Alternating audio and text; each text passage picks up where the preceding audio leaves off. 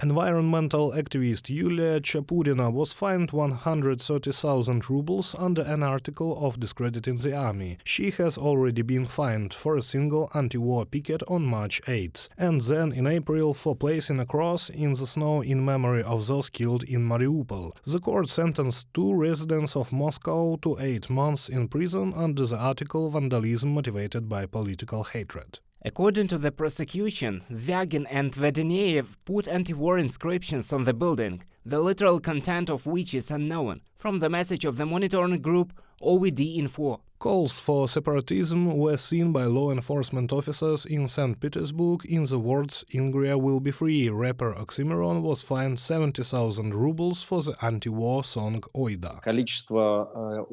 The number of both criminal and administrative cases gradually continues to grow. The peak occurred in March 2022, when these articles were just invented. Now they have achieved their goal. The broad masses of the population know that any sloppy word, in principle, ends with at least a fine. Businessman and philanthropist Boris Zimin was arrested in a fraud case because of his support of Navalny and a free press. The petition of the investigator to select a measure of restraint in the form of detention in relation to Zimin Boris Dmitrievich, accused of committing a crime under Part 4 of Article 159 of the Criminal Code of the Russian Federation, for a period of 2 months from the moment of extradition to the territory of the Russian Federation, or from the moment of his detention on the territory of the Russian Federation. Extract from the court's message in the publication of Current Time. A Russian court has issued verdicts in the case of the so-called Second Simferopol Hizbut Tahrir group, said First Deputy Foreign Minister of Ukraine Emine Japarova. 13 years in prison were given to 5 Crimean Tatars. They were found guilty of organizing a terrorist cell and participating in its activities, as well as preparing to seize power, the Crimean Solidarity Public Association reports. However, it is not only for participation in a rally or for a post on a social network it is possible to get a criminal sentence. Any hint of an opposition movement in the Federation is prohibited. Against the backdrop of war, Russian authorities doubled down on their relentless attack against dissent and civic activism. The Kremlin clearly aims to silence any public opposition to the war, any criticism of the government, or any expression of social nonconformism.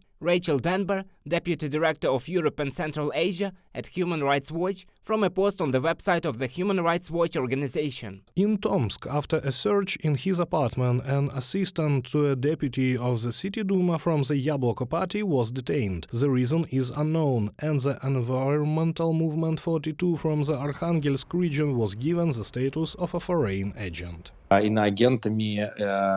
Foundations that work to counter the AIDS epidemic were recognized as foreign agents. And in Russia there is an AIDS epidemic. Now it has only intensified. The next thing after a foreign agent is the recognition of an organization as undesirable, and this is a criminal offense. The Russian publishing house Alpina Publisher erased from Mark Manson's book Everything is Bad half a page with a comparison of the USSR and Nazi Germany. The footnote says that this was done at the request of the law. Reported by Sergei Kulas, Yulia Hranovska, UATV News.